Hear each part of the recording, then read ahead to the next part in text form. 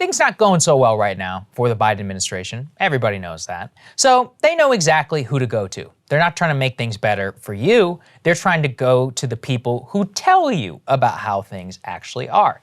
Let's put this up there on the screen.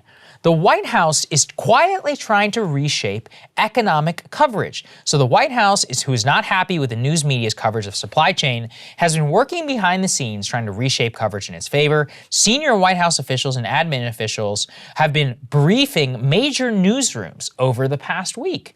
The officials have been discussing newsroom trends pertaining to job creation, economic growth, supply chain, and more. The basic argument has been made is that the country is in much better shape than it was last year. I'm told the conversations have been productive, with anchors and reporters and producers getting to talk with officials. Now, this type of stuff happens all the time. I'm not going to sit here and pretend that I didn't participate in many of them under Trump. But here's the thing.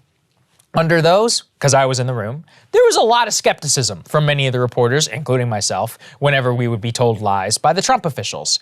Here, in this case, with the fact that I have no inside knowledge exactly how these go, but we know that the media is much more likely to take spin, from the establishment Democrats and more. But two, at that time, every time that we would do these types of meetings, it would leak constantly to CNN and elsewhere so other people knew that it was happening. I actually support that. I think it was a good thing. This case, there are not a lot of details about these high-level meetings between the senior White House officials and the media. And this just highlights how big of a problem it is to have a cozy media that does not have a lot of skepticism in these things. The fact that they're saying have been productive, have been healthy conversation, all this stuff, that's just code for I'm accepting your BS and possibly letting it bleed into the coverage. Well, I think that the really effective maneuver here vis-a-vis the liberal press is the column that Dana Milbank wrote that I did a monologue on that used this opaque magical algorithm to argue that Biden's coverage at times has been more consistently negative than Trump. Right. Ergo, you're causing democracy to end.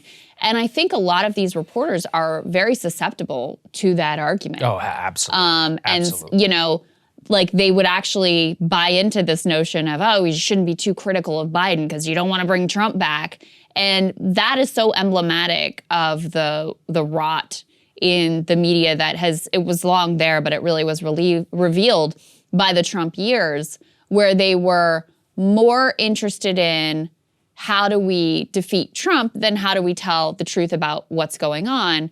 And oftentimes, look, there was plenty of bad things that you could say and reveal about Donald Trump.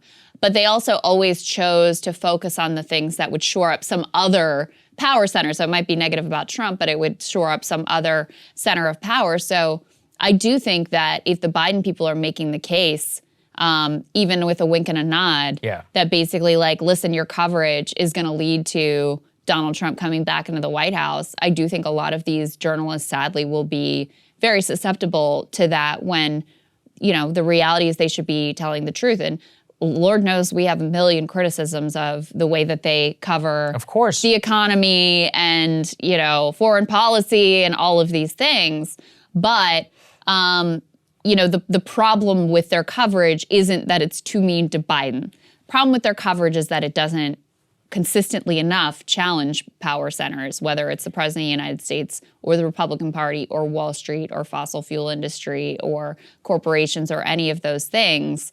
That's the real issue with media coverage. And something tells me that just telling them you need to cover us more nicely because otherwise you're going to get Trump isn't going to fix that problem. No, not at all. And that also, that is very important to point out, the fact that they really do believe that they have to work on par with democracy and that they're very susceptible to these arguments and getting in there and getting browbeaten. I mean, under Trump, they would have scoffed at it. They would have leaked it. They would have shown that they didn't believe it. But under Biden, they're very, very susceptible to these types of things. So pay attention, I mean, what did you point out about Katie getting caught just reading Democratic spin from Andrew Cuomo's aides straight off on the air, getting texts live from Cuomo aides, and then reading that spin right there? How do you know for sure that's not happening in the coverage of the news media whenever they're meeting with the Biden admin officials?